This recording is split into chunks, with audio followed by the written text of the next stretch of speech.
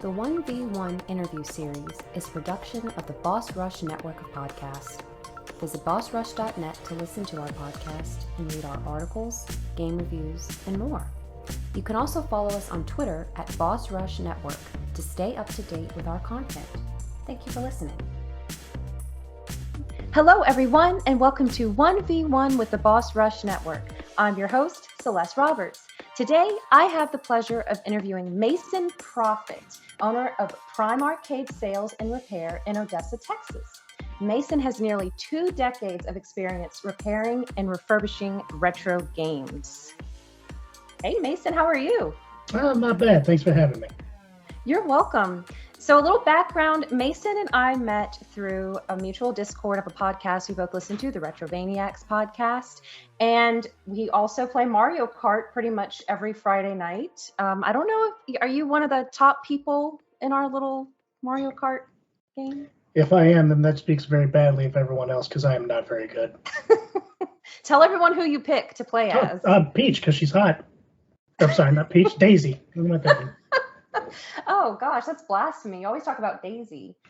Well, there's so much to talk about with Mason, and in fact, I've been wanting to interview him for a while, and he's actually getting pretty famous. I think I'll let him toot his own horn because he was recently interviewed in his hometown. Yep, I got an article in the paper, and not the way that you would expect if you knew me. I just had someone contact me just kind of randomly on my business page and was like, "Hey, you want to do an interview for the Odessa American?" And I'm like, "Okay." So we just set up a time, and the dude came and asked me some questions, and the photographer came by and had me act as a model, leaned against my cabinets, take a few pictures, and a couple of days later, it was out. And I've also linked to that article in the show notes, which Corey will set up. So I'm really excited to learn more about you this way. It was really cool to read about you. Were you surprised? Have you ever been interviewed before? A couple of times for like some podcasts and stuff, but it's the first time like any actual official publication contacted me for anything. You're going to be in the New York Times next, I think. I don't know if I'm ready for the big time yet. Well, why don't you tell us about yourself, Mason? What are some of your hobbies? Where are you located? Well, I live in West Texas, Odessa specifically. We moved here late 2011. Before that, me and my wife lived and grew up in Abilene. I lived there for 23 years. Other than being a small business owner and a doggy dad, I don't do a whole lot. Really? You seem like you're pretty busy with wrestling, though. That's something else that I don't know if you're still involved with it, but you've mentioned it before. Not anymore. So I had toyed with the idea of training to be a professional wrestler since I was a teenager, basically. But there was nowhere in Abilene to do that, whether, there was no local schools. There wasn't even really a local organization that put on shows or anything like that. So it was just kind of something that ended up on the back burner. A couple months after we moved here to Odessa, my wife heard a radio advertisement for a local show. And so we went to it, and I talked to a couple of the guys that had worked the show, and the Tuesday or maybe the Thursday after that was my first day of training. And that was April 2012. Wow. So Wow. I trained for a couple of years. But it was maybe 2 or 3 months in that they threw me into my first match, which if I go back and watch it now, I wasn't ready. Not a good idea. Did you do wrestling in high school? No. There was no wrestling at my high school anyway. And that's more like Greco-Roman style or freestyle wrestling. And what I did was pro wrestling, which is fake. Okay, so were you someone who liked to watch a lot of WrestleMania growing up? Is that how you got into it? Actually, no. I didn't grow up watching wrestling. I didn't start watching wrestling until maybe senior year of high school. It just wasn't a childhood interest of mine. It's something I came across later and just kind of enjoyed retroactively. What do you like the most about it? The brotherhood of it all. There's just like this unspoken bond between anyone who's in the business, so to speak. Just this respect that everyone kind of has for each other, and unspoken rules that everyone, if they're worth their salt, follows.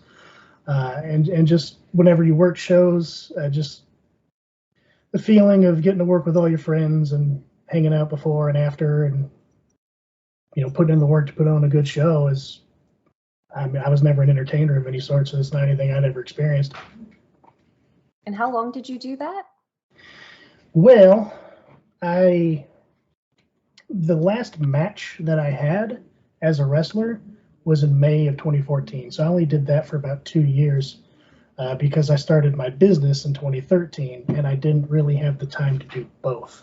So I kind of chose the one that made more money and hurt less. I stuck with the promotion and helped out with training and things like that.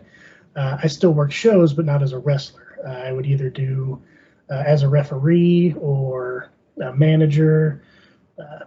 I did live commentary for a little while, which was my favorite thing I've ever done. They paid me to talk smack about my friends, so I really enjoyed doing that. So is that scripted, or would you improv that? For the commentary, absolutely improv. You usually have two commentators. You got your color commentator and your play-by-play.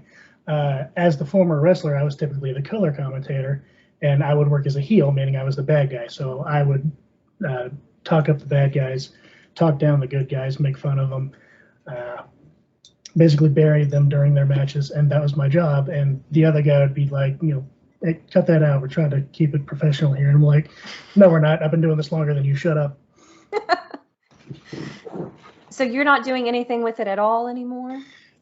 The local organization doesn't really exist in much of a capacity anymore. The owner passed away a few years ago, and his son inherited the school and the promotion. So he kept the school running, and he still put on a few shows. But over time, the membership of the school started to decline until it was like 3 guys in the ring once a week, and it wasn't worth paying the rent on the building and keeping someone up there to do the training and everything like that. So it just kind of fizzled out. Oh, do you miss it? To an extent. A lot of the guys that worked for our organization also do work for some of the other smaller organizations in West Texas, out of Lubbock or Abilene or wherever. And there's still opportunities to work. I could still be a ref if I wanted to, but it usually doesn't meet up with my schedule, and it's rarely here in Odessa, so it's usually a big commitment to go out of town, spend an entire day doing a full show and things like that. I haven't worked a show in well over a year. God, that sounds like a big time commitment too. It is, and as rusty as I am, I don't know how good of a job I'd do anyway. I'd probably count to 3 when I very clearly was not supposed to. So what are the challenges of wrestling? So for people who maybe aren't too familiar, if you use any terms, can you explain them? Like maybe, I don't know that much about it. I played Saturday Night Slam Masters, and that's the extent of my That's a wrestling. 100% accurate representation of what wrestling is. So wrestling is more physical than people believe it to be, mostly because they're like, oh, it's fake. You learn how to fall. You're falling onto a trampoline. It doesn't hurt. Nothing you do hurts. And all of that is absolutely wrong. Wrestling absolutely takes a toll on your body. There are certain ways to do certain things, but there are 1,000 ways any of those can go wrong. So even the simplest maneuver can end in an injury when you least expect it.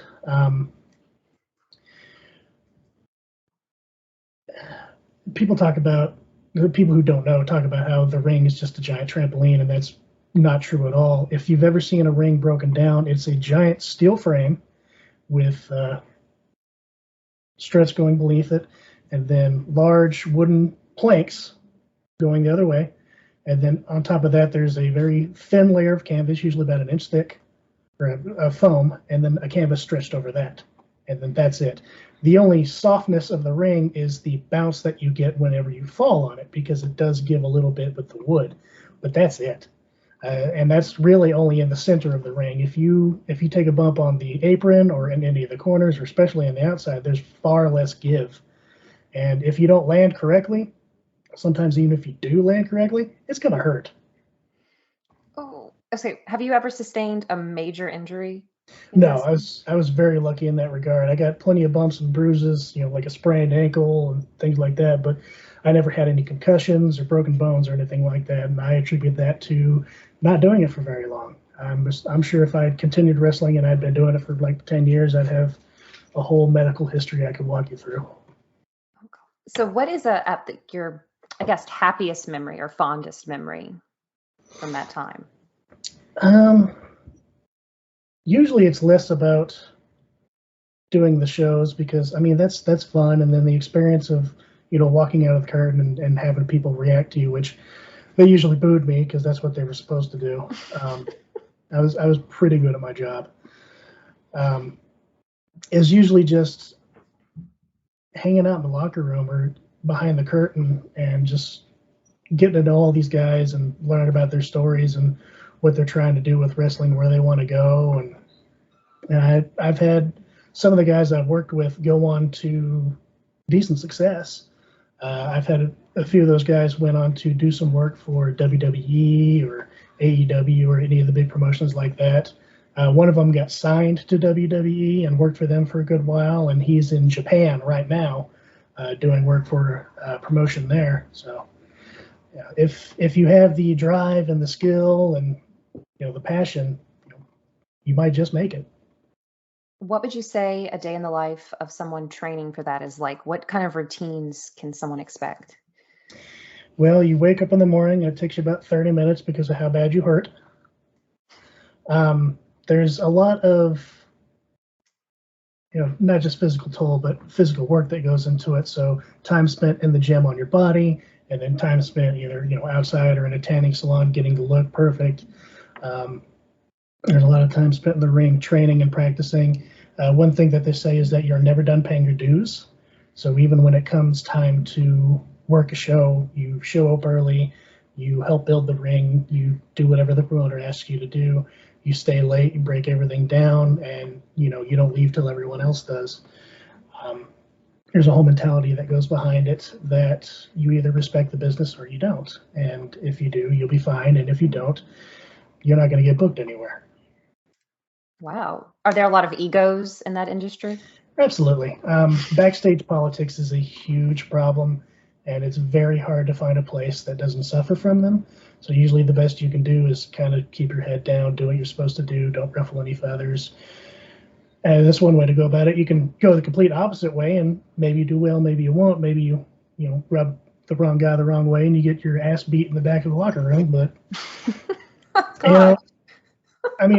the way I see it, wrestlers, to want to be a wrestler, you have to be a certain kind of messed up in the first place. To want to go get beat up in front of people for fun, it takes a certain kind of mentality. And you can ask my wife, hanging out with wrestlers, some of them are just some of the dumbest people you've ever met. They can be sweet, they can be overly sensitive, but sometimes they're just dumb as hell. So I've heard this with, I guess, UFC fights, and I'm wondering if it's true with wrestling. A lot of times people who get into those fields feel like it's the best way to make something of themselves. Is that accurate? Well, if getting beat up or beating people up is your only life skill, I suppose so. It's certainly a lot more fun than trying to go get a college degree and work your way up through the corporate ladder. So yeah, I can see that. That's what I've heard. I don't know if I could do it. Are you familiar with the women's side of wrestling? I've trained with very few women, but to an extent, yeah. Yeah. Do you know anything about that industry that you'd like to share? Or is their training different? Are the politics different? For the most part, the training isn't that different. A lot of schools don't have a separate class for women because there's typically not enough to fill that anyway. So a lot of times they just train with the boys. And anytime we've had a woman in our school, it was the same way. She just trained with us. Okay. And you're pulling your punches anyway. But when you do that, you don't really change the way you work with someone. So it might work a little bit different as far as a storyline goes, or a mixed tag match or something like that, and the reason why you're fighting a woman. But for the most part, They're just another one of the guys. The storylines must be so much fun to come up with. It's typically out of our hands. It's usually the booker that, you just show up and they're like, all right, here's what you're going to do today. Oh, like, yes, sir. Okay, we're going to do that.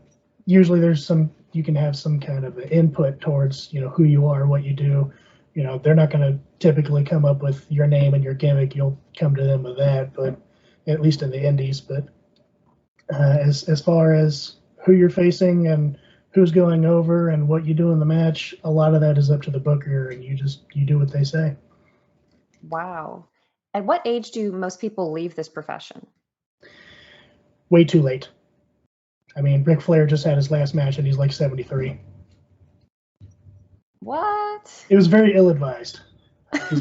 He's been retired for a while, but usually you should probably leave it before you're in a wheelchair, and a lot of people don't. Oh my gosh. Do you have any favorite professional wrestlers or any moments in professional wrestling that you like to talk about? I'm a big fan of a lot of the guys that are still current but have been doing it a long time. So like Chris Jericho, Randy Orton. I was a big fan of a lot of Ted DiBiase's work, just more 80s stuff. As far as my favorite moment, the only live show I've been to was WrestleMania 30, which was in Nolens. Oh, don't you dare! You know better than that, Nathan. Do I? Yeah. So that's the only real event I've been to, and that was the WrestleMania where the Undertaker lost the streak. He was 21-0 at WrestleMania. He had never lost a match at WrestleMania, and that's the one where he lost. So being there in that crowd and just the reaction that happened, because when it got to the 3 count, the entire arena was silent, absolutely silent. There's not a single peep, as everyone was sitting there waiting, just in disbelief to be like, was that a 3? It looked like a 3. It couldn't have been a 3. There's no way that was a 3. And then as soon as everyone realized that indeed the Undertaker had lost, just this absolute roar of noise that emanated from the crowd. It just went from 0 to 100 immediately, and I'd never heard or experienced anything like that. So just to be there for that was insane. So you said that a lot of wrestling is scripted. Was that loss scripted? Yes. Oh, okay. It's as far as backstage stuff goes, the Undertaker has had control over who he would lose to, and it ultimately was his decision that he was going to lose to Brock Lesnar. So that was his decision, but ultimately, yeah. As far as win losses go, that's up to the decision of the booker, not so much the performer. Oh my gosh. That had to be so much fun though, to be there.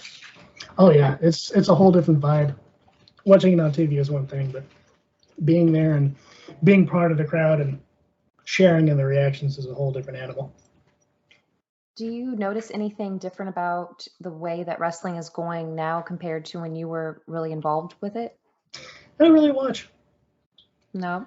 It's nothing against the current product. I just watched SummerSlam the other day, and it was good. I enjoyed it. I didn't know who half the people were, but I enjoyed it.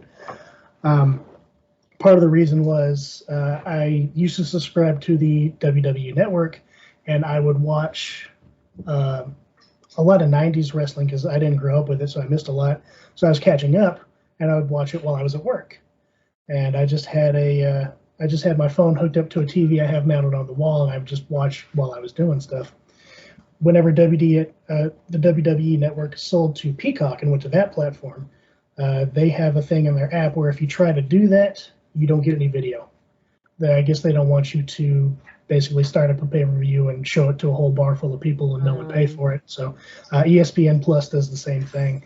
And so since I wasn't actually able to watch anymore, I stopped paying for it. So I haven't been watching for a couple of years now. Wow. So that's a good segue into your current claim to fame with repairing video game systems and pinball machines. So what are your earliest memories of video games? What got you into video games? Growing up, I mean, when it came to consoles, we always had something. I grew up poor, so we were usually a system behind. So I was born in '87, so I should have had an NES, but I had an Atari 2600 instead. And by the time everyone had a Super Nintendo, I had an NES. And by the time everyone was starting to get, Sega Saturn and PlayStations, that's when I got my Super Nintendo and Sega Genesis. So I was usually system behind, but we always had something.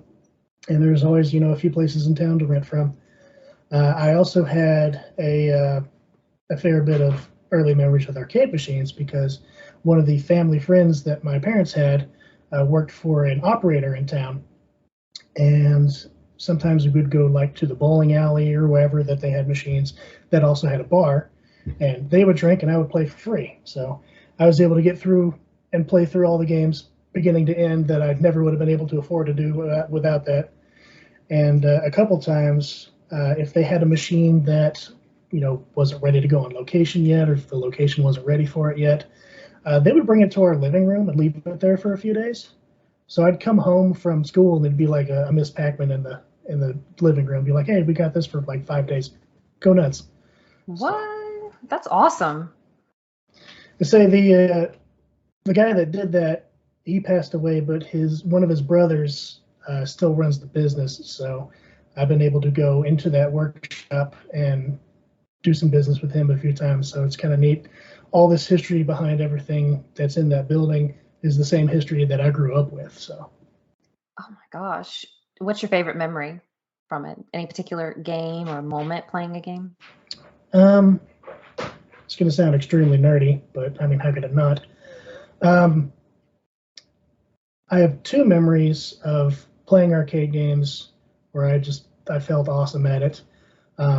One, I was like 8 or 9 maybe. Ultimate Mortal Kombat 3 had just come out, and it was the summer my dad took me to the fair. Back then, the fair had a giant tent with a bunch of arcade games in it. And there was a group of college kids playing Ultimate Mortal Kombat 3, and I walked up and was like, "I got next." And they're like, "All right, kid, whatever." And so I started playing, and I whooped this 19-year-old kid's ass like 8 times in a row.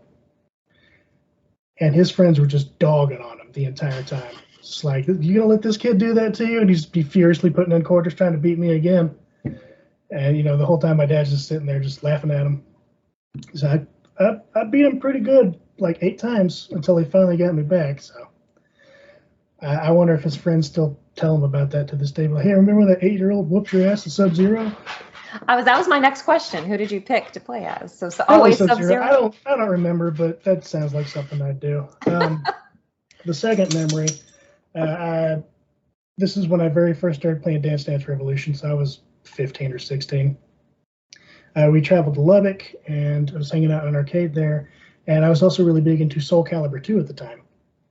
And there's a mode where you create a character and play against everyone else's created characters, and work on your stats and things like that. So I was trying to go through that and build up my character. People kept coming up and challenging me in the middle of it, and I was like, "I just want to play my character. Leave me alone." Anyway, all these people kept challenging me. I ended up winning 26 fights in a row, which is notable in itself, but one of my buttons was broken. So I was very limited in what I could do anyway. And so even with this limited move set, I was still kicking so much ass, and I don't think I've had any kind of streak, before or since. So do you still play DDR? I still have one. I don't know, playing it's a strong word. I do have an in-law suite with a game room, and DDR takes up half of it. As little as I play it, I still don't want to get rid of it because that is my 5th or 6th dance machine. Because I kept buying them, playing them, stop playing them, sell them, regret it, buy another one. And I did that so many times where I was just like, I don't want to keep moving these things. So the next one I get, we're keeping. So I've had that one for several years, and as much of a pain as it was to get it in that in-law suite, if we move, it's going with the house. Really? Those are 960 pounds. I don't want to move it again. So you're not that attached to it. It's more of a laziness issue, but yeah. I know if I sold it, I'd regret it, so I won't. So, what were some of your favorite songs to dance to on DDR? I'm sure there might be some listeners who also played that, or maybe even still play it. Well, the majority of the time I played on DDR was on DDR Extreme. I've played a couple of mixes that have come out since then, but for the most part, none of that's local. There are no arcades here, so if I want to play a new DDR, I have to go to Dallas, and I don't know any of the new stuff anyway. So I played a lot of DDR Extreme, and then In the Groove 1 and 2 when those were, out.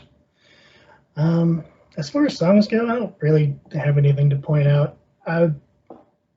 Back then, that was like 75 pounds ago, so I could play all the hard songs and get the best scores, and those were the machines that would actually keep a high score chart for every song, and so you'd see my name on the list just most of the way down, which made a lot of people very upset. I do not have the skill or the body to do that anymore. Most of the stuff that I used to play as a warm-up, I can't even get through now. I remember Turkish March. Is that correct? Wasn't that one of the songs? I don't know, maybe. That's what I remember from some of my friends who used to play it. So, since you don't play that anymore, do you have any favorite game series or standalone games on any system that you'd like to discuss? Well, I don't tend to play a lot of current games. Not because I don't like them or I'm just like, no, I'm all about retro. No, it's just because I don't have money or time. So I can't sit down and commit to playing a game very often. And if I do, it takes me months to get through. I'm playing through Far Cry 6 right now because I found it on sale. And I've had it for a few weeks and I've got, I don't know, 12 hours into it maybe. I don't have very much time to put into anything these days. So is it because you work on video games all day, you kind of like, oh, I want to do something else in my time off? No, anyone who hears about what I do is like, oh, it must be awesome to sit there and play video games all day. It's like, I don't play them. I just work on them, and then I play them long enough to realize that they work, and then I'm done playing them. Mm-hmm. Very, very rarely do I fix a game and I'm like, okay, I get to play it now. If it's something that I haven't seen in a long time, or I've actually never played before, or if it's just like a Street Fighter 2 or something that I just want to play a few rounds of because I enjoy it. But for the most part, once I fix it, I've confirmed, joystick goes all the directions, buttons do stuff when you push them. I'm done here. I know what you mean. It's really hard to find time to play video games anymore, I find. Yeah, being old gets in the way. You're not that old. Part of it is because my wife is a teacher, and so she puts an extreme amount of hours into what she does, and so I spend a lot of time basically creating an atmosphere that makes it easy for her to do that. So I do all the cooking, I do all the cleaning, I run the errands, I do the vet appointments, stuff like that, because I have the flexibility to do those things. She does not. That's so sweet of you, Mason. I know, I'm a perfect husband. I know you both have been enjoying your pool this summer. I don't want to oversell it. It's just an above ground pool, but it's been very nice to just float and have a drink in. I could use a pool. I'll probably have to get one. It's been too dang hot. I'll have to grab a book. Well, that's what she does. She floats and reads. I float and drink and watch TikToks or whatever it is I do. Well, how did you get into repairing arcade cabinets and pinball machines? And you also mentioned refurbishing retro games. So does that include old systems as well? Am I leaving anything out? No. For a short while, I did work on like NESs and PS2s and a few like retro consoles, but I don't really do that anymore. My first job when I was 15 was in an arcade. And it wasn't like a chain arcade or anything like that. It was just a dude. So I worked for this dude for 4.5 years. And after I left there, I worked for some of the big names. I worked for Namco, Cinemark, Mr. Gaddy's, Chuck E. Cheese's, and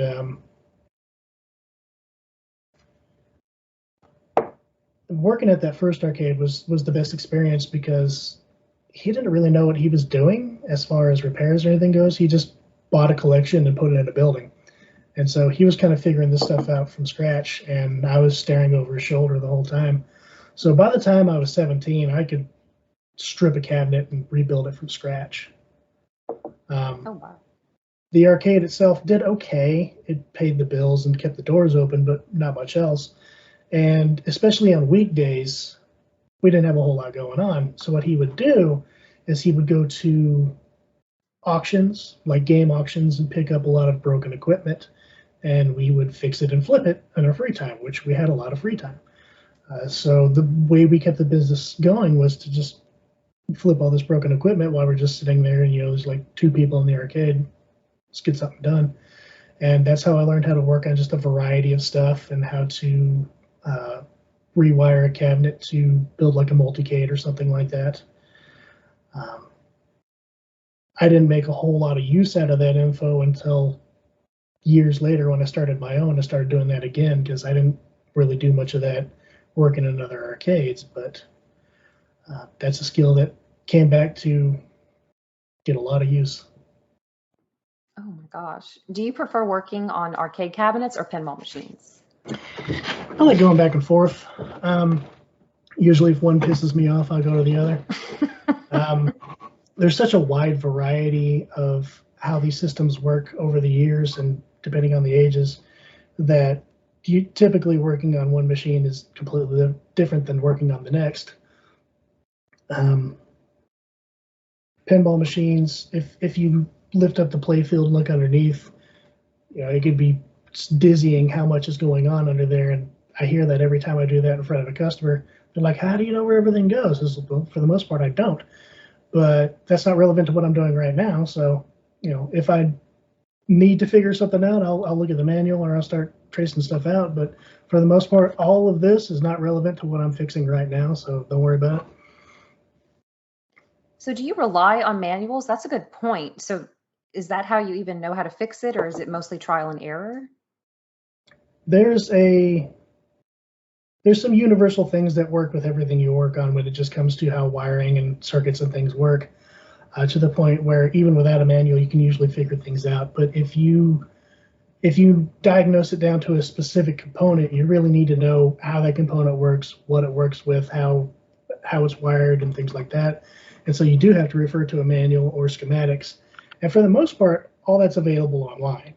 There's scans of manuals and schematics and even tutorial videos and things that people have made since then. And a lot of times you can just go to like forums and find someone who had the exact same problem you did, and this is how they fixed it. Maybe it'll work for you too. So. Wow. Have you ever, well, you mentioned that you were working on, before we started recording, you mentioned that you're working on something that is very rare. And how often do you run into these instances where maybe a manual is hard to find or it's hard to follow? Some things just don't have very good documentation, and some things only have good documentation in other languages. What I was talking about was a monitor it's a Japanese monitor, and there's very little information about it online because it's not in a lot of machines. It's basically just in DDRs. And a lot of people, when that monitor goes out, they just rip it out and put it in a flat screen anyway. So as far as repairs go, no one really works on them. You can kind of take it apart and send them to like a monitor repair center, but a lot of those places don't know what to do with those either, so they just recommend you throw them out, which is probably what I'm going to have to end up doing to that damn monitor. So for older arcade systems and cabinets that use different technology, is it hard to find the parts that you need as time passes on? Not as much as you would think. A lot of them use very generic components that are still used in things today. So when it comes to resistors and capacitors and things like that, those are still very easily found. Some of them do use programmed chips. And if you don't have a programmer to do that, there are resources that you can find someone to burn those chips for you and send them to you. I just had to do that for a Defender that I was working on because I knew I had several bad chips, several bad ROMs, and I don't have the capacity to burn my own. So I had someone burn me a set and send them to me, and that fixed my problem. Some do have custom chips that are pretty much irreplaceable. The only way to find them is to cannibalize another board that doesn't work and just steal the parts you need from it. For the most part, those are few and far apart, and there are more modern replacements that you can put in to replace those, worst case scenario. Wow. So does your job also rely on a lot of networking with other people in the field or who can provide the parts and everything? There are quite a few resources online. A lot of places opened up where you can buy parts from just a variety of different people. For the most part, unless it's something very specific and very niche, I can go to a website, click add to cart, and there it is. If I'm looking for a specific board for a game I'm working on because mine is unrepairable or just not worth the time it would take to repair it, forums and like Facebook groups are a good resource for that because you can just kind of put out your feelers, find out who's got something for sale, and you PayPal and they ship it to you. And I've had to rely on that for a lot of things that I wasn't able to repair myself, and something that you can't just find in the store. You can't just go to Walmart and look for a Miss Pac-Man PCB. You got to find a guy who's got one and just have him send it to you. So would you say most of your clients are individuals, businesses, arcades? For the longest time, it was just dudes putting something in their garage, and I still have a lot of that. But here lately, there's been a resurgence of retro arcades. They're kind of popping up left and right, and the ones that come to me, they either want me to help stock their arcade or run repairs for them after they open. And that's actually what has stretched me kind of thin lately. Is most of the things that I work on to put up for sale don't ever make it to sale because they just go straight to one of those places, which has been nice for me because those are guaranteed sales. But I also have customers like, hey, when are you going to have something for sale? I was like, where were you 25 cabinets ago? It's like, you're too late, brother. Have you ever been driving and you've seen, I don't know if this is common, how people leave stuff by the side of the road? Is an arcade cabinet or a pinball machine a common sight? Not very often, but when it does happen, usually someone sees it and messages my page and says, hey, have you seen this? You should go get it. That's only happened a couple of times, but usually if you don't know what to do with the machine and you don't want to take it to the dump, just put it on the curb, someone will pick it up. Wow. So is that a big, or call you up, yeah. Is that a big challenge, transporting these machines? Not anymore. When I very first started, I didn't have a truck. I had to borrow like my brother-in-law's truck or my sister-in-law's truck, and getting things in there and transporting was a challenge. But over time, I figured out easier ways to do it. I've learned to play Tetris a little better when it comes to making these things fit. I've got an actual work truck with a lift gate that does most of the work for me, and I've gotten real good about how to move these things. And the only job I've ever had that wasn't working on arcade equipment was moving furniture. And so I know how to put stuff on a dolly and put it in a truck. So there are, if I have to work on like an exceptionally large machine, something that's too big to fit on my lift gate, there are certain challenges with that. Most recently, I had to move a showcase cab, which is a giant machine with a 35-inch monitor, and then there's like a pedestal that comes out to where the controls and stuff are. It breaks up in two pieces. But that piece with the 35-inch monitor is several hundred pounds, and it's on wheels, and it's a little bit wider than my lift gate is.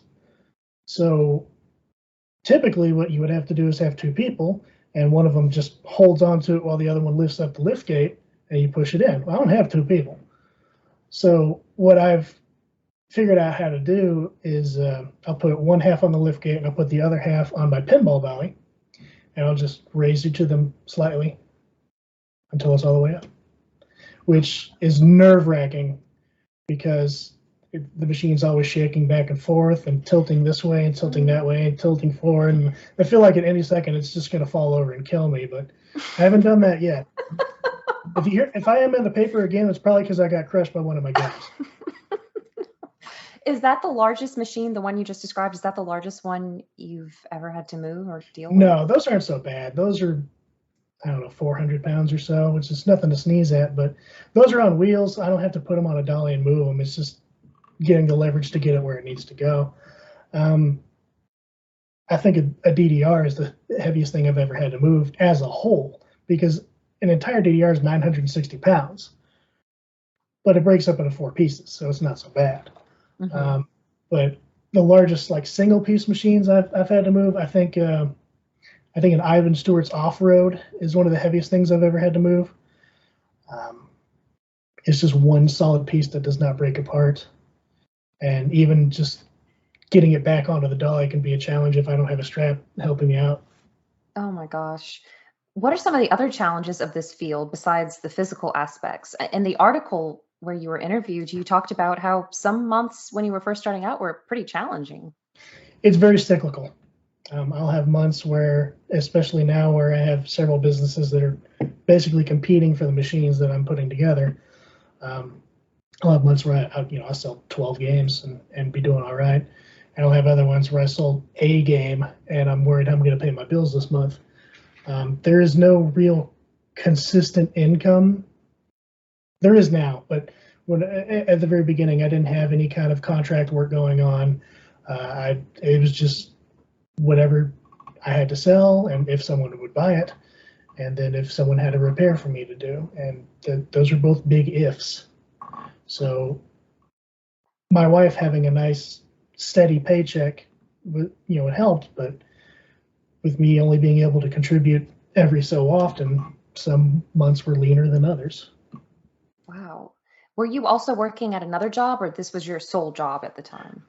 When I first started the business in 2013, which I say started the business, I put out a Craigslist ad.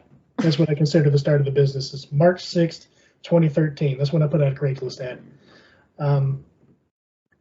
I just did that as a side gig while I worked at Chuck E. Cheese's. So I just worked in my garage nights and weekends. It wasn't until June of 2016 I quit my day job and took this full time. I haven't looked back since. Wow. Do you miss working? And I'm going to pick on you because we all pick on one another in the Retrofaniacs Discord. But do you miss? No. Do you miss the? I don't know if rat race is a little too on the nose for Chuck E. Cheese. Dear Lord, no. When I first started working there, I was at the bottom of the totem pole. I was the guy who put on the suit and went out and danced for the kids. Any nightmare stories I have about Chucky came from that time period. That was back when I lived in Abilene when I first started working there, and I worked there for about a year. And basically, when I first started working, the tech was actually the guy who owned the first arcade I worked in. They gave me my first job, so I was working for him again. But the GM, whenever I came in, made all kinds of promises. I guess you could say, is like, okay, I want you to work this many hours, and I want to groom you for this position, work you full time, et cetera, et cetera. Well, he got fired for doing coke in the office. Oh, so is that a common occurrence? It's the only time it happened while I was there. He was unable to fulfill those promises, and the next guy that came along was a nice guy, but he couldn't do the things I was promised. It was not a full-time job. I was doing under 35 hours a week, so whenever benefits and things like that should have kicked in, I was still considered a part-time employee, so none of it applied to me. And I just wasn't making the money I needed or getting any of the benefits I needed, so I left and actually went back to my old job moving furniture.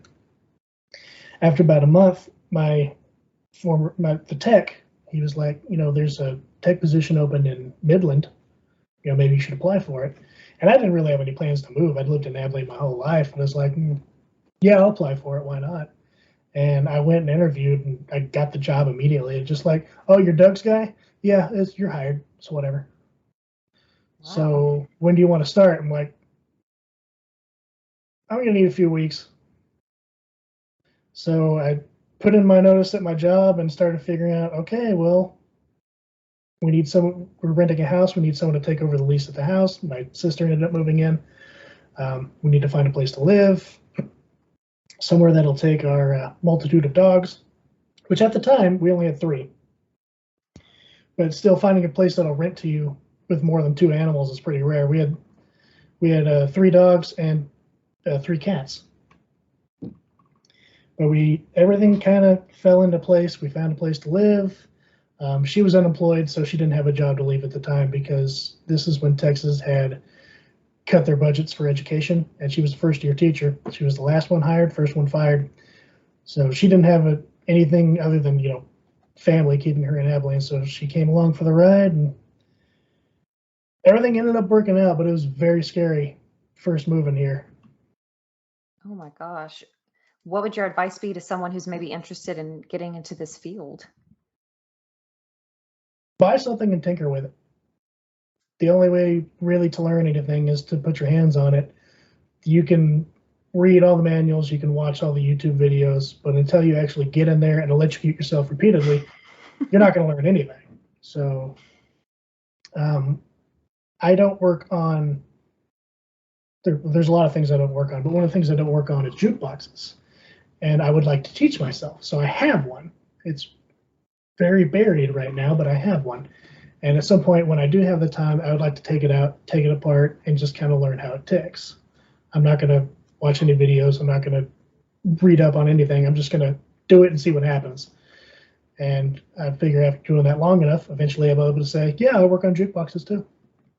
So what's the first song you're going to play on it? The one I have, I think only has like 1 or 2 records in it anyway. So it's probably going to be Boston's More Than a Feeling because I have that record. Well, there you go. We look forward to listening to that one day. You think it'll be a this year project or? No, it's probably within the next 20 years, and there's a pretty good chance that record's too scratched to play anyway. What do you love the most about this field and about tinkering and repairing machines like this? Well, my favorite thing is not having to deal with all the corporate BS that came with working at Chucky.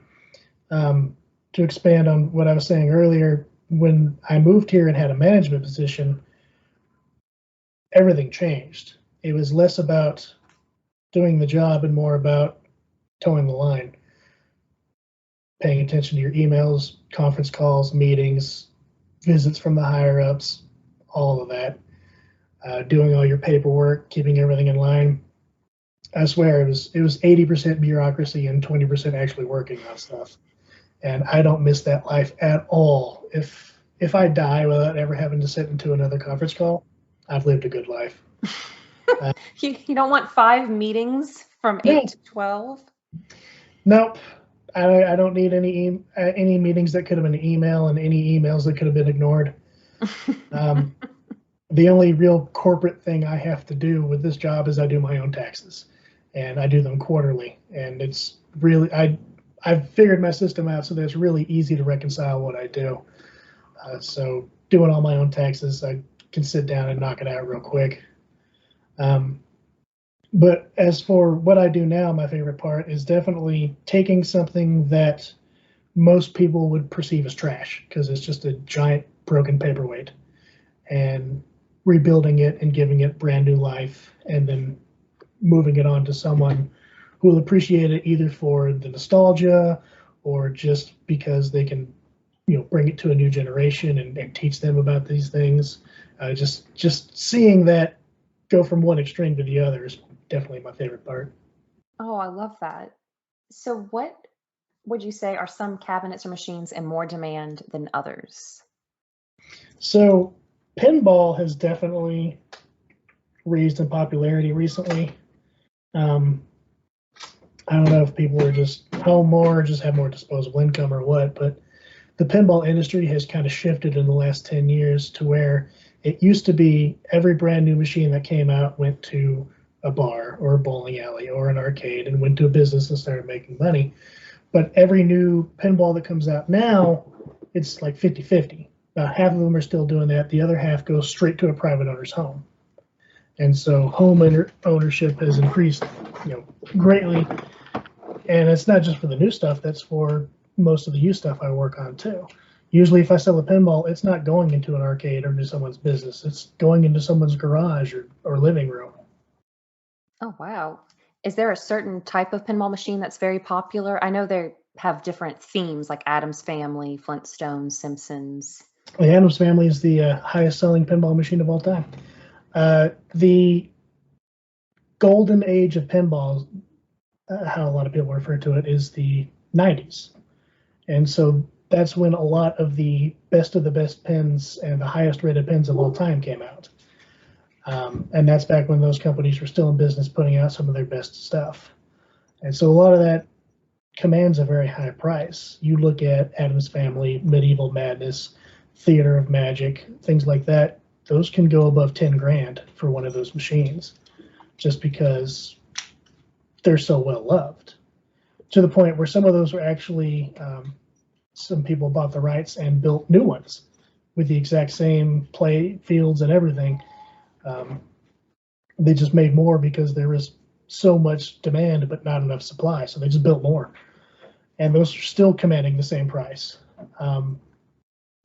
I don't come across a lot of that equipment, and usually when I do, I can't afford it because even to buy broken ones is still more than I have, just floating around. So my wheelhouse for that kind of equipment is early solid state, so late 70s, early 80s. That's the stuff I see the most. That's what I kind of specialize in, and I don't have any issue selling that stuff because those are still very good machines. They're not the crazy stuff that you get out of an Addams Family, but there's still a lot going on. There's still a lot to do, and there's still a lot of enjoyment to be had with them. What about the arcade cabinet? I think you had mentioned Miss Pac-Man. Is that the most popular one? Miss Pac-Man and Galaga are the two best-selling games of all time. Yeah, I can sell those all day. I can't really seek out specific machines because in this area I find what I find. But what I can do is my most popular items are multicades. And so I will take an empty cabinet, usually an empty like 8-liner video poker cabinet, and I will repurpose it with new hardware and software, and I will make it into a multicade. So something that plays thousands of different games, running off of modern hardware and a flat screen and things like that. And those are my best sellers because I can basically build those from the ground up. Oh, wow. This thought popped into my head. Do you repair things like claw machines as well? There is a, I don't know if you can hear my cat, but he needs to shut up. That's okay. I want to know your cat's opinions on all of these topics. His name is Yang, and he needs to shut up. So, what was the question? Do you repair machines like claw machines? Yeah. So there are some other related coin op things that I will repair. I will work on like crane and claw machines, coin pushers, change machines, things like that. But I don't work on jukeboxes or vending machines like Coke machines because I can't really deal with the refrigeration part of it. And slot machines, I don't work on those either. Would you like to? Well, I bought one years ago with the intention of doing the same thing I want to do with jukeboxes, taking it apart and figuring it out. It made a great table for years. And eventually I ended up giving it to someone who needed it for parts. Oh my God. It's one of those things that I mean to do, but I'll probably never get to. And you have what is the rarest machine you've worked on? I believe that's a question that you added to this, which is a really good question. There's a story behind that. So most of the stuff I work on is fairly common. Sometimes I'll come up with a title that I can say the name and everyone's like, well, what the hell's that? I'm like, I didn't know either. But just because it's rare doesn't mean it's good or desirable or valuable. I've come across a lot of machines like that. It's like, well, this game sucks. But I bought a lot of games in Lubbock from a guy, and there's like Asteroids and some other like 70s and 80s machines. And one of them was called Fortress, and I'd never heard of it. It was by Gremlin, the company that made it, which collaborated with Sega on a lot of games. They made Frogger and a few other games, but I'd never heard of this one. So I looked up it online, and there's not a lot of documentation about it, and I found out why. It was never mass produced. It was a game that they built a few of, put it into test markets, didn't do well, so they canceled the project. So I got one of the test machines, basically. It said there's less than 500 of them, probably far less than that now. And I was able to get it working and playable, and quickly found out why it did not get mass produced. That game sucks. It's like Missile Command, except you can't move your cursor. You can only fire in 3 arcs. Because there's a pirate ship that's shooting cannons at your fortress, and you have to fire cannons back to intercept them to protect your fortress. And if you get hit X amount of times or like a minute passes, then the game's over. And it's ugly, and the sound is annoying because all you hear as the cannonballs arc are just like me, and that's the entire sound of the game. And it's just different pitches of whining noises as things are being shot at you, overlapping each other. And that's the only sound in the game. So it was neat that I got to work on it, brought it back to life, and I sold it to an arcade that was going to put it on the floor and let people, experience this in a way that they never would have, any other time. But yeah, the game sucked. So you don't have one in your private collection? No, I got a good price for it, and I'm glad I did because I had a lot of offers come in that were all over the place. Basically, everyone was like, "You're never going to sell this thing. I'll give you $300 for it." And someone finally was like, "I'll give you what it's worth. Ship it to me." So I think it went to like Idaho or something like that. Is that the farthest you've ever had to ship something? As far as a full machine, yeah, I've shipped stuff to like Seattle area. As far as parts go, I've had to send stuff to like Sweden. Wow. That's I don't not do too bad. I don't do a lot of shipping when it comes to full cabinets because it's expensive, and most of what I get is fairly common. You can find something closer that's going to be a lot cheaper to get to you, but I did have a few rare machines that someone in Seattle wanted to buy, and so he made a deal on a few of them and packed them up and had a company come pick them up, and now they're in Washington. Wow, that's incredible. So what are some machines that you have for just your personal use that you probably will never sell? So I mentioned I have an in-law suite, and the living room of it is my game room. It's my barcade, and I've got 6 games in there. I've got the DDR, and then I've got I brought a pinball machine. That's my favorite pin. I don't want to sell it. I have a Drum Mania drum simulator. I had to buy that on eBay. It's the only place I can find one. They're decently rare. I've got a multi-kit I built for myself, and then I've got a Miss Pac-Man Cabaret, which means it's tiny. It's like 5 feet tall, maybe. It's got a smaller monitor. Not like the show Cabaret. No. Cabaret is the cabinet style. So it's an upright cabinet, but it's smaller than a typical upright. I like it because I can wrap my arms around it and pick it up, so I feel super strong. But it's adorable and takes up a smaller footprint. So a lot of people like Cabaret cabinets just because you can put a whole lineup of them, and it takes up so much less space. And then I've got a PlayChoice 10 dual monitor, which plays NES games, kind of. Oh, wow. So you must have a lot of parties at your house with all those games. Yeah, that's usually if I have a game night, it ends up in there. The bedroom that's in that in-law suite also has a bunch of older consoles hooked up to it, hooked up to a large CRT TV, so we can sit down and play some older games on that. Oh. So what do you see for the future of this industry? Do you think it's going to continue to grow, or are you worried about any lulls? So there's always going to be a place for retro games, not just for the people that are alive now that are playing them, but also for the kids that they introduce them to. Most of those collections are just going to be inherited by the kids, and so there's always going to be a need for someone to keep them up and running. As far as arcades go in a commercial sense, I mean, that has already changed significantly over the last few years. There had been a big resurgence of retro arcades that specialized mostly in 80s and 90s games, and those were doing all right. And then COVID hit, and a lot of those places did not survive. They had to sell off their equipment just to keep their people on the payroll, or if they had multiple locations, they had to shut down several other locations and consolidate just to stay alive. Because at least here in Texas, for the longest time, entertainment venues were seen as the lowest priority, and so they were the last ones to open up.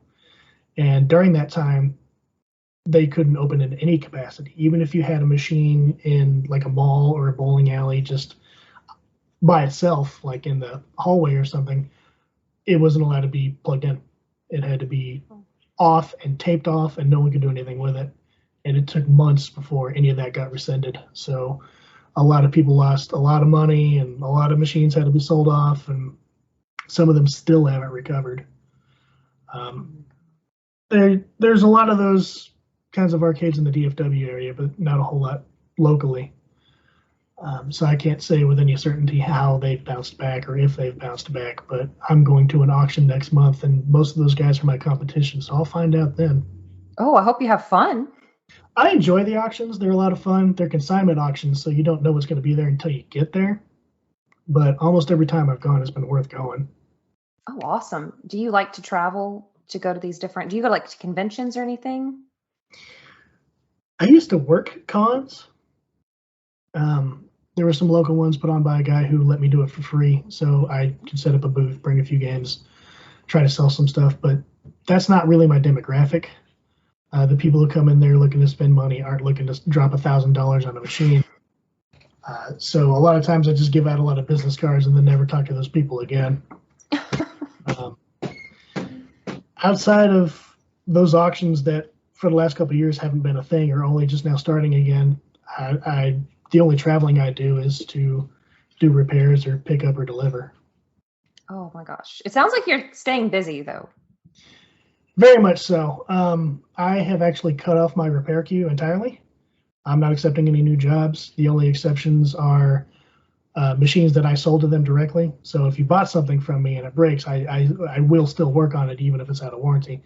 But if you just come to me with a machine that needs repair, I'm sorry, I'm a year out at least. I can't even add it to the list right now. So I'm very slowly trying to go through all the repairs that have built up on that list. And I still have a long ways to go between the contract work that I do and trying to keep things in stock to be sold. And then anytime I have to do a delivery where it's out of town or a pickup out of town that ends up taking up the whole day, it's a whole day of productivity that I don't get. So I'm stretched fairly thin. Wow. But that's a good problem to have, right? That's what everyone tells me. Well, you mentioned that you'd like to work on jukeboxes, but do you have any other future plans? Not really. What I'm doing is working, so I'm just going to keep doing it. I would like to expand because I do get people asking me to do repairs on things that I don't know how to work on. I would love to be able to expand my knowledge base and work on more stuff, but as it stands, I simply don't have the time. I'm sure I'll hit a lull at some point where I won't have any choice but to do that. But I'm hoping I don't hit that anytime soon. Well, you take time to play Mario Kart with us on most Friday nights, so Well, that I mean, stands. I'm just going to be sitting on the couch drinking anyway. I might as well have a controller in my hand and talk some smack while I do it. Well, how can listeners support you? So, as far as social media goes, I really only do two things. I've got my Facebook page, which is where the majority of business is done. Everything I have for sale ends up there. I always have a pinned post that shows exactly what I have for sale, pictures, prices, descriptions, things like that. And usually I'll put up, what I'm working on and future projects and things like that. But if if you're not within a 200-mile radius of me, that's not going to do you any good. So the best way to support me, I suppose, would be to follow my TikTok, prime_arcade, and I put up videos several times a week of the repairs I'm doing, like video logs of going to pick up stuff or deliver stuff and the road trips I make, machines I'm putting up for sale, things that are coming in for repair. And I usually walk through the process of what I've done to fix it and what it needed and what the end result is. And so even if you don't have any interest or the ability to buy anything I do, you can follow that account and see what I do and just kind of get an idea of what I do on a day-to-day basis. And I just thought of this question. What inspired the name Prime Arcade? Well, that's a nerdy ass story right there. So my nickname is K, just the letter K. And it's been that because in high school, I had a very poor choice of haircut. I had a bowl cut that was bleached platinum blonde, almost white. So that resembled a character from King of Fighters that had the same haircut. And so I gained his name. Well, his name technically is K Dash, but in the very first game, they called him K Prime because he was like a copy of another character or something like that. I don't remember the story.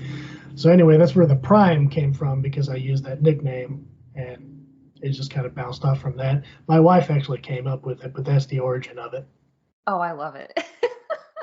I didn't know. I thought it was going to be something like I'm your primary resource for repairing. No, that's probably a better story, and that's the true story. It's just nerd shit. I love that.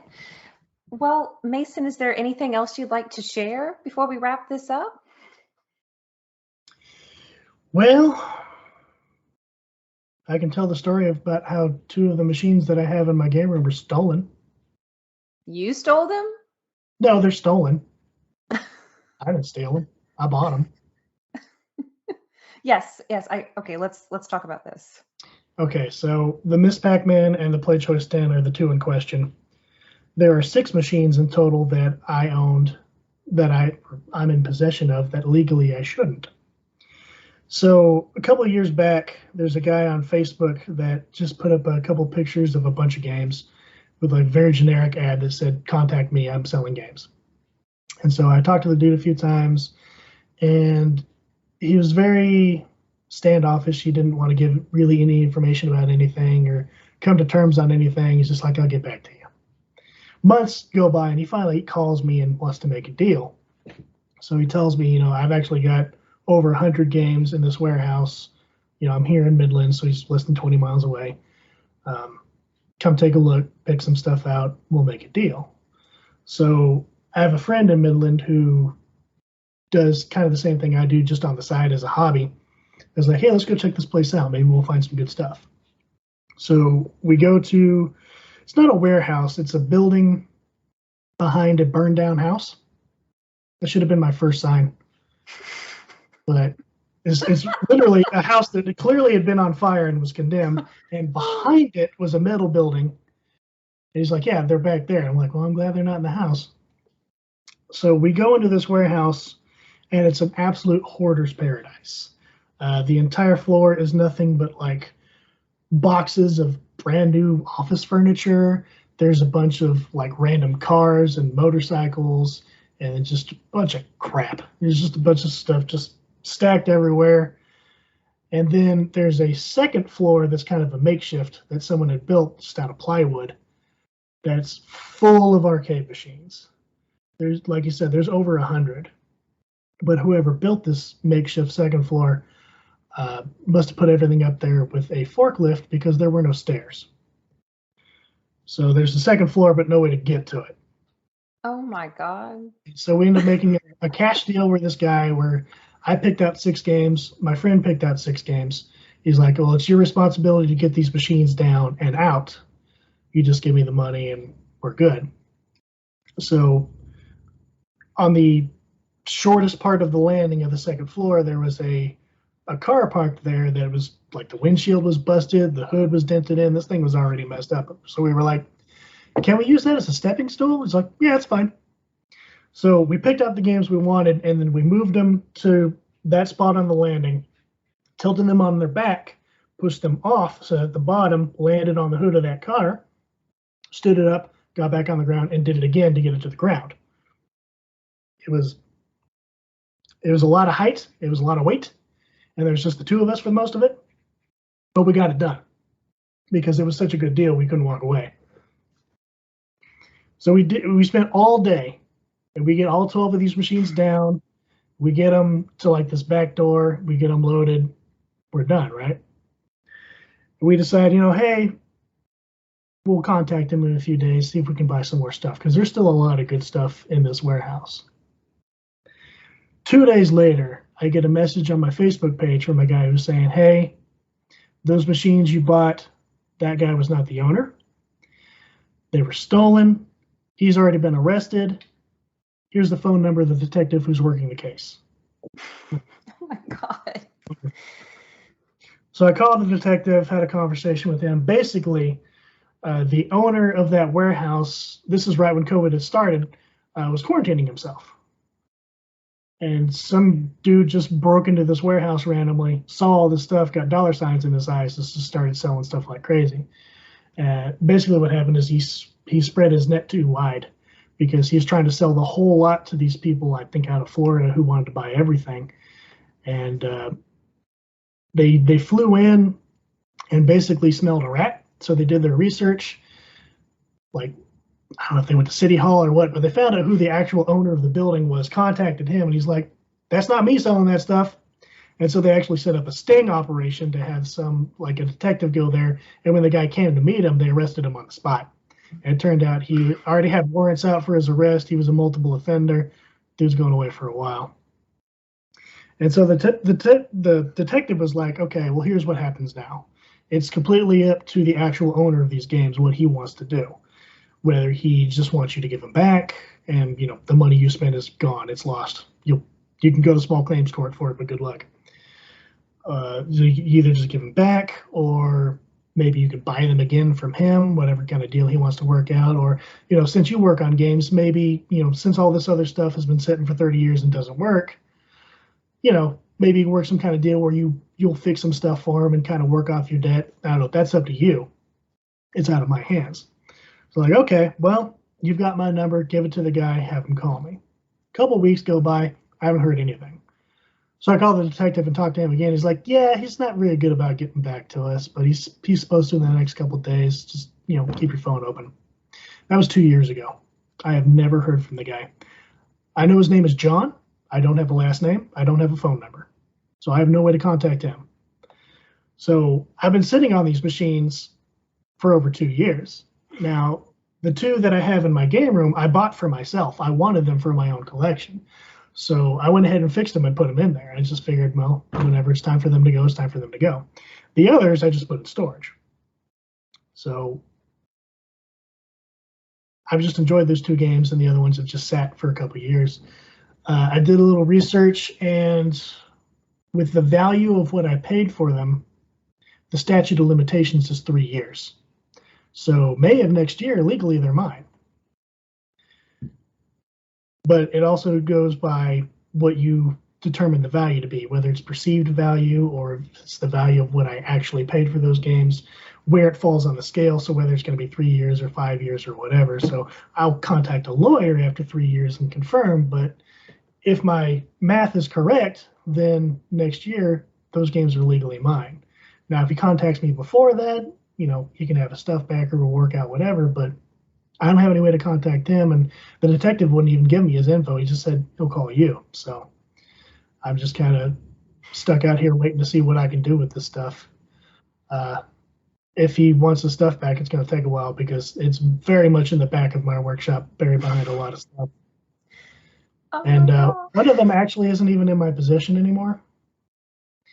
I didn't sell it, but I sold a game to one of my best clients, and it started messing up like right after I delivered it. So one of the other games I had, I gave to him as kind of a loaner because it was very similar. I just never swapped him back. So, I mean, if I have to go get it, I know where he is and he knows the story, so he'll give it back. But I have 5 of the games and one of them is not even with me. So I hope I don't have to give it back. Oh my God. In my defense, I had no idea that the guy who was selling them to me was not the owner. So.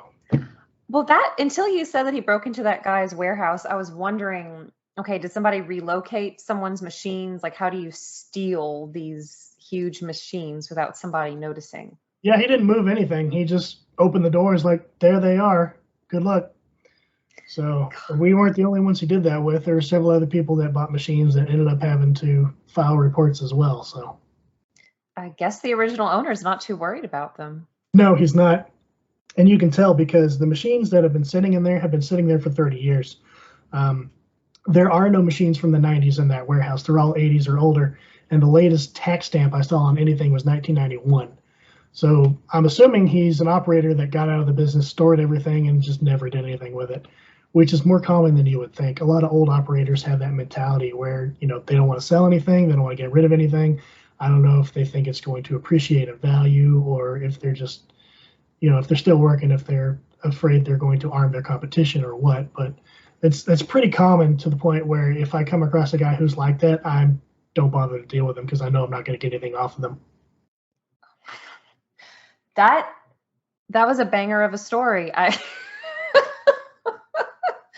Is there anything else you'd like to share with listeners? Yeah, if you want to come to the house and play with some contraband, I got you. Oh my God. Mason, this was delightful. I always enjoy talking with you. I am just blown away by that story. I wasn't expecting that. I wasn't expecting it when I got the message either. Well, thank you so much for making time.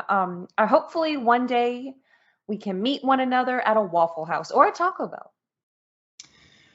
Waffle House. We don't have Taco Bell here, so I want to go somewhere we don't have. The closest Waffle House is 4 hours away. Yes, he fussed at me because I posted a picture of my coffee at Waffle House, and I think Mason really loves Waffle House. It's very rude. Well, thank you again, Mason, and I'm so excited for people to get to learn more about arcade repairs and follow you on TikTok, read the article, follow you on Facebook. Even if they don't live near Odessa, they can at least see what machines you're working on and stay up to date with your adventures, because I wouldn't say I'm you're absolutely TikTok famous now. What are you talking about? I wouldn't say you have a job. You have an adventure, right? Especially if you ask my wife, she talks about how jealous she is when it comes to the flexibility of my hours, and sometimes when I do really well in a month, how much money I bring in, and she's jealous of that too. But I don't know why she's the one spending it. Just the freedom I have to be able to leave and come back and fit in appointments and things like that is because I'm flexible, and she covets that. I hope that remains the case for you until you decide to retire one day. That's the problem. I don't really have a retirement plan. She's my retirement plan. She pays into 2 retirement accounts because I don't pay into anything. I assume I'll just die fixing a Pac-Man and she'll collect. I hope that's not the case. Well, I mean, not anytime soon, but. How about, I don't know, 50, 60 years? God, this sounds like such long. That's too long. I don't want that. You don't want that. Well, thank you again, Mason. And listeners, you can find more 1v1 interviews and Boss Rush's other podcasts at bossrush.net. And you can follow me, Celeste, on Twitter at FairyCrypt. So until next time, we'll talk to y'all later. Bye, guys. See you.